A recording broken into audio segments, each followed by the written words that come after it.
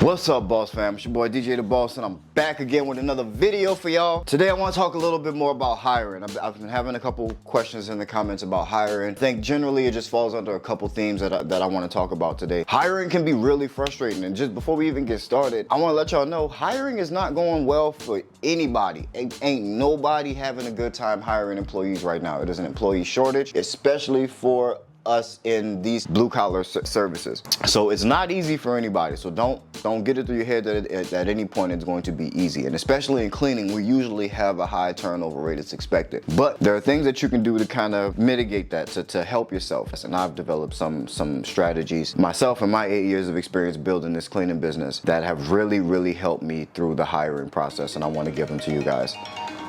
You know what's real frustrating? When you hire somebody and they don't show up for the first day of work. Like, what happened between the interview and today that you just decided not to show up? Or another one of my favorite, when you talk to someone on the phone and schedule an interview and they don't show up to the interview. Why did you even apply? These are some of the frustrating things that was happening to me my first year of trying to hire employees. Blood boiling, let me tell you. It ruins your hope for humanity. I'm telling you that it's ridiculous. But over the years, I've been able to come up with a couple of things that have helped me, fix these particular issues with employee applicant volume and also retention.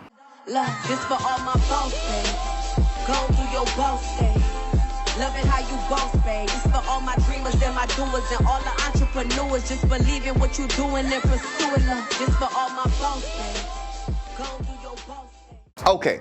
So to start, market to potential employees just like you would market to customers, just like you would market to potential clients. You want to be getting in front of your employees in the same way, kind of thinking in the same way. How you are picky about your sales copy and what you're gonna say on your ads or on your posts or whatever you're writing to try to get new customers. You have to put that same type of thinking into trying to get new employees. You have to be selling, features and benefits, mainly benefits, because people want to know what's in it for them. If there's flexible hours, then let them know that you're going to be able to work your full-time job and it's not going to get in the way of you cleaning at night. That's a benefit for them. So people are always going to want to know what's in it for them. But when it comes to marketing, market just like you would to your clients. So you wouldn't just try to build your company on Facebook.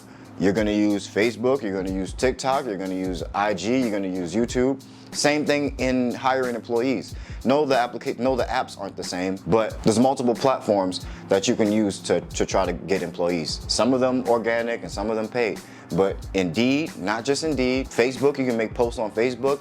There's Craigslist, Jobber, ZipRecruiter, all these things, all these different sites. Google for more sites and then post your job posts on all of these different sites. So that way you're casting a wider net and you're likely to get some more people that you like, some more people that may fit your company values. Reviews. If you get reviews for your clients, get reviews from employees. If there's someone on your team that really likes you, or if you guys have a great relationship and they're willing to get on camera and talk about how good it is to work for you, use that as well. That goes with the benefits. Also, my next tip, don't hire from the couch. I don't like to hire from the couch. What I mean is, don't hire people who are just sitting at home on the couch applying for jobs. That's probably where you're getting the people who are not showing up or working for 1 or 2 days and then just not showing up, and it's a waste of time.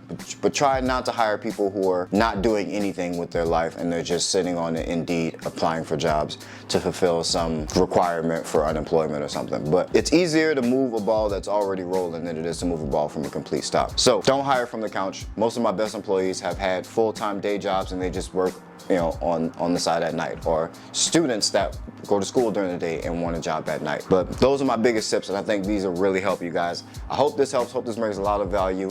I love y'all. Keep that boss mentality. Mwah. Peace.